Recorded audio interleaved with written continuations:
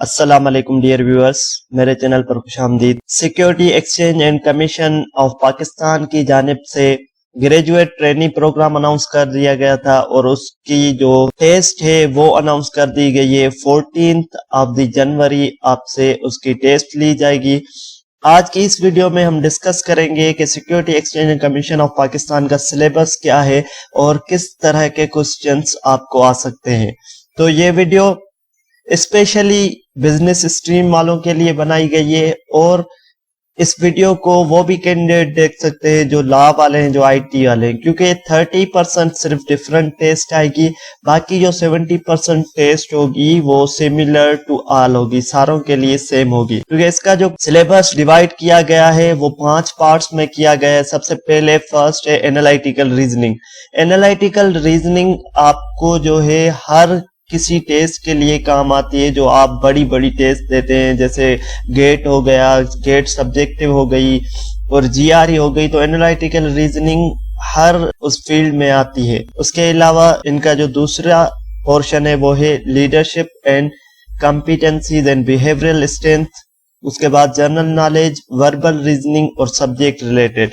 Subject related होगा वो सारों का डिफरेंट होगा, जैसे लॉ वालों का होगा तो company law, constitution law, criminal law and civil law आएगा। आईटी वालों का ऐसे web development, programming skills, database, operating system, networks and analysis and design. ऐसे ही जो बिजनेस एंड अदर स्ट्रीम होगी उसके लिए general management, business law, economics, finance और अकाउंटिंग होगी। और इनमें भी फिर फर्दर अपनी डिवीजन है कि 5% ये होगा, 10% ये होगा। तो इसके बेस पर मैंने पिछली जो है टेस्टें देखकर जो एनटीएस वाले लेते हैं जीआरई की, जो गेट की, तो मैंने एक सैंपल पेपर बनाया है जिससे मैं आपको गाइड करूंगा कि आप कैसे तैयारी करें, अपने सब्जेक्ट की कैसे तैयारी करें, जनरल नॉलेज की कैसे तैयारी करें, एनालिटिकल रीजनिंग की कैसे तैयारी। तो सबसे पहले जो मेजर पोर्शन होगा वो एनालिटिकल रीजनिंग का होगा और उसमें कुछ इस तरह के क्वेश्चंस होंगे, जैसे कि ये आप देख रहे हैं। जो फर्स्ट क्वेश्चन है ये एक एनालिटिकल रीजनिंग का क्वेश्चन है जिसमें लॉजिकल रीजनिंग के बेस पर क्वेश्चन आया है।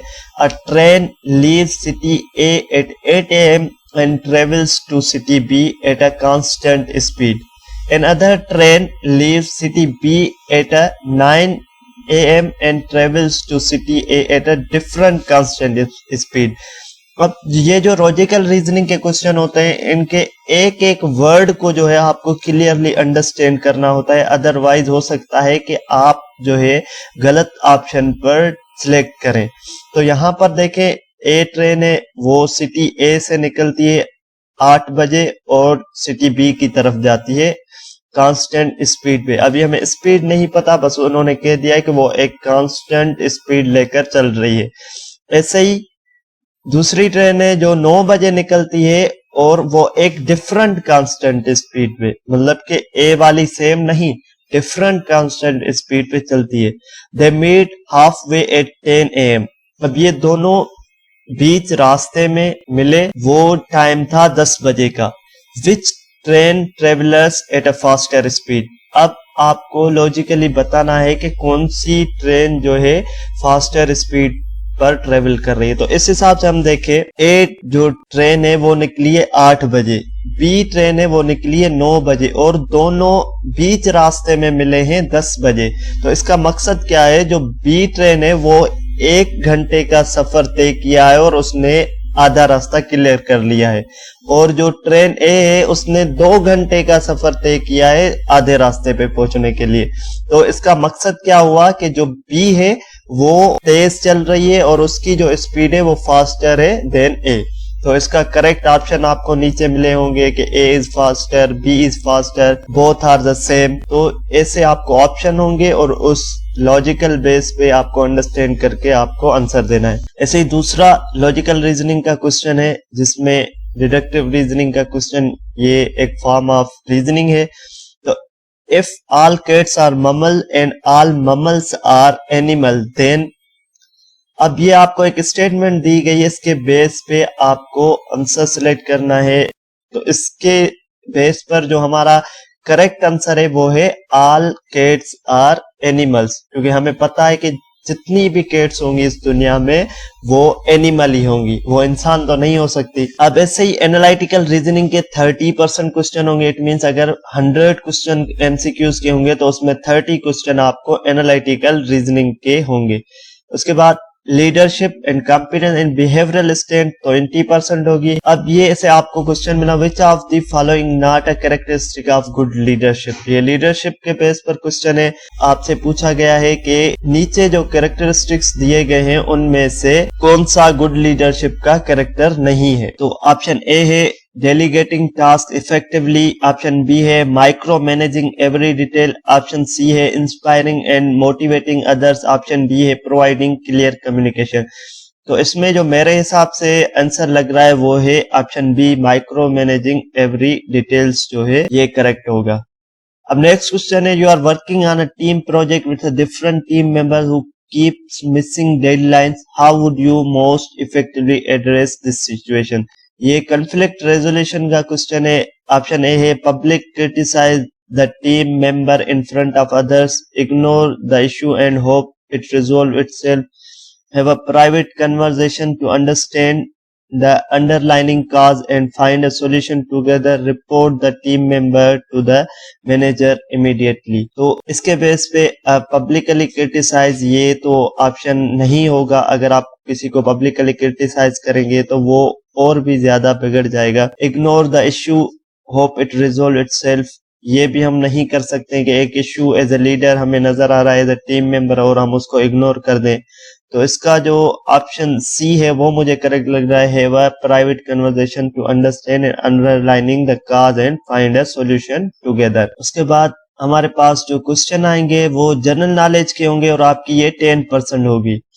तो जनरल नॉलेज में कहीं से भी क्वेश्चन आ सकते हैं, लेकिन ये जैसे कि मैंने एक एग्जांपल पे तौर पे आप पर रखा है, which is the largest ocean on the earth. Largest ocean कौन सा है, तो वो पैसिफिक है। इसके बाद जो नेक्स्ट क्वेश्चन है, हु पेंटेड द मोनालिसा, तो इसका जो ऑप्शन ए है वो करेक्ट है। उसके बाद what is the capital of Pakistan, तो ये मैंने जनरल क्वेश्चन रखा है। ऐसे ही आपको मल्टीपल कंट्रीज के कैपिटल आपसे पूछ सकते हैं, जैसे पाकिस्तान का तो इस्लामाबाद है और कंट्रीज है जैसे अमेरिका हो गया, चाइना हो गया, तो इनके आपको कैपिटल्स देखने हैं ताकि आपकी ज्यादा अच्छे से अच्छी तैयारी हो सके। जितने आपको ज्यादा कैपिटल याद होंगे तो अगर किस भी कंट्री का कैपिटल आ जाता है तो आप वो है क्लियरली कर पाएंगे। उसके बाद वर्बल रीजनिंग होगी। वर्बल रीजनिंग में किस तरह के क्वेश्चन होंगे देख लेते हैं। Choose the word that most similar meaning to the ambiguous. Vocabulary का ये क्वेश्चन है, तो एम्बिगुअस की जो हम सिनोनिम कहें मोस्ट सिमिलर मीनिंग क्या होगी, तो वो आपको नीचे ऐसे डिफरेंट ऑप्शन दिए गए होंगे, जैसे ऑप्शन ए क्लियर है, ऑप्शन बी प्रिसाइज है, ऑप्शन डी सी अनसर्टेन है, ऑप्शन डी कंसाइज है। तो आपको करेक्ट आंसर सिलेक्ट करना है जो है अनसर्टेन। उसके बाद है identify the sentence with correct grammar. Grammar structure का क्वेश्चन है, आपको सेंटेंस की करेक्शन बतानी है। मल्टीपल तरीके से ग्रामर मिस्टेक्स आ सकती हैं। सब्जेक्ट वर्ब एग्रीमेंट का प्रॉब्लम हो सकता है और प्रीपोजिशन का प्रॉब्लम हो सकता है। तो आप देखकर बताएंगे कि सब्जेक्ट जो सेंटेंस है वो कौन सा करेक्ट है और कौन सा करेक्ट नहीं है। तो इसमें जो ऑप्शन बी है, I wish I had more time to spend with my family, ये करेक्ट आंसर है। इसके बाद प्योरली अब बिजनेस स्ट्रीम के लिए है कि जर्नल मैनेजमेंट उनके पास 10% आएगी। उसमें किस तरह के क्वेश्चंस होंगे हम वो देख लेते हैं। Which of the following not a function of marketing. Marketing का फंक्शन, इनमें से वो कौन सा फंक्शन है जो मार्केटिंग डिपार्टमेंट का नहीं है। Product development, price setting, promotion and advertising, customer service. तो अब इनमें जो करेक्ट ऑप्शन है वो है ऑप्शन डी कस्टमर सर्विस, क्योंकि प्रोडक्ट डेवलपमेंट भी मार्केटिंग का काम है, प्राइस सेटिंग भी मार्केटिंग का काम है, प्रमोशन एंड एडवर्टाइजिंग भी मार्केटिंग डिपार्टमेंट का काम है। नेक्स्ट क्वेश्चन है, which is the primary goal of strategic planning in business. ये स्ट्रेटेजिक मैनेजमेंट का क्वेश्चन है। तो आपने सब्जेक्ट पढ़ा होगा अपनी बिजनेस में, as a BBA student, as a commerce student आपने स्ट्रेटेजिक मैनेजमेंट का सब्जेक्ट पढ़ा होगा। तो इसमें जो है option C achieving long term goals and objective, ये प्राइमरी गोल होता है स्ट्रेटेजिक प्लानिंग का। देन इकोनॉमिक्स होगी 5%, what is the main driver of supply and demand in the market. तो कौन से मेन ड्राइवर होते हैं सप्लाई एंड डिमांड के इन द मार्केट में? तो अब ऑप्शन ए है गवर्नमेंट रेगुलेशन, ऑप्शन बी है कंज्यूमर प्रेफरेंस, ऑप्शन सी है टेक्नोलॉजिकल एडवांसमेंट, ऑप्शन डी है ऑल ऑफ द अबव। तो इसका जो ऑप्शन बी है कंज्यूमर प्रेफरेंसेस, ये करेक्ट ऑप्शन है। Which of the following is not a characteristic of free market economy? Free market economy का कौन सा कैरेक्टरिस्टिक नहीं है इनमें से? तो इसमें ऑप्शन है A private ownership of business, B limited government intervention, C price control, D competition between businesses. तो इसका जो ऑप्शन सी है वो करेक्ट है। ऐसे ही फाइनेंस 5% होगी। What is the difference between assets and liabilities? Accounting fundamental का ये क्वेश्चन है, आपको बताना होगा। An asset is a something owned while a liability is a something owed. B, an asset is increased value over time while liability decrease value. C, an asset is used to generate income while a liability is used to pay expense. और इसका जो option D है all of the above. तो इसका जो option D है वो correct है। इसी हिसाब से फिर आपके पास अकाउंटिंग होगी 5%। Which financial statement primary report on companies revenue and expense over a specific period of time? कौन सी फाइनेंशियल स्टेटमेंट है जो आपको कंपनीज के रेवेन्यू एंड एक्सपेंसेस का बताती है? तो ऑप्शन ए है बैलेंस शीट, ऑप्शन बी है इनकम स्टेटमेंट, ऑप्शन सी है cash flow statement and option D है स्टेटमेंट ऑफ ओनर्स इक्विटी। अब ये देखें कंपनीज रेवेन्यू एंड एक्सपेंसेस, तो हमें नाम से ही पता होना चाहिए जो इनकम स्टेटमेंट है वो कंपनी की फाइनेंशियल स्टेटमेंट्स रिपोर्ट करती है रेवेन्यूज एंड एक्सपेंसेस की। तो इसका जो ऑप्शन बी है वो करेक्ट ऑप्शन है। उसके बाद बिजनेस लॉ होगी 5%। तो सिंपल फॉर्म में व्हाट इज कॉन्ट्रैक्ट? कॉन्ट्रैक्ट क्या है ये आपको पता होना चाहिए। और मल्टीपल जो इसके एग्रीमेंट्स हैं, डीड, पार्टनरशिप डीड क्या होता है, ये सारी चीजें आपको बिजनेस लॉ में पता होनी चाहिए। सिंपली देखें, a legally binding agreement between two और more parties, a formal document outlining the terms and condition, a statement of intent to cooperate on a project, a set of regulation governing business practices। तो इसका जो option A है वो correct है। तो उम्मीद करता हूँ आपको ये इन्फॉर्मेशन मिली होगी कि कैसे आपको security exchange commission of Pakistan के ग्रेजुएट ट्रेनी प्रोग्राम के लिए प्रिपरेशन करनी है। मजीद ऐसे इंफॉर्मेटिव वीडियोस के लिए मेरे चैनल को लाइक करें, सब्सक्राइब करें। जो अदर सब्जेक्ट रिलेटेड हैं वो अपने सब्जेक्ट की तैयारी करेंगे और जो बिजनेस वाले हैं वो इस तरीके से कवर करेंगे कि ताकि उनको बेसिक्स ऑफ बिजनेस लॉ पता हो, बेसिक्स ऑफ अकाउंटिंग पता हो, बेसिक्स ऑफ फाइनेंस पता हो और उसके साथ साथ मैनेजमेंट के बारे में पता हो, स्ट्रेटेजिक मैनेजमेंट के बारे में पता हो। और जो अदर सब्जेक्ट्स हैं वो सबके लिए सेम होंगे जैसे मैंने डिस्क्राइब किए। ये मिनिमम एक एक 2 क्वेश्चन थे। इसका मकसद ये नहीं कि इसी को देखने से आपकी तैयारी हो जाएगी, आपको खुद से एफर्ट्स करने पड़ेंगे। ऐसे थाउजेंड्स ऑफ क्वेश्चंस क्लियर करने पड़ेंगे ताकि आपकी अच्छे से अच्छी तैयारी हो सके। अल्लाह हाफिज।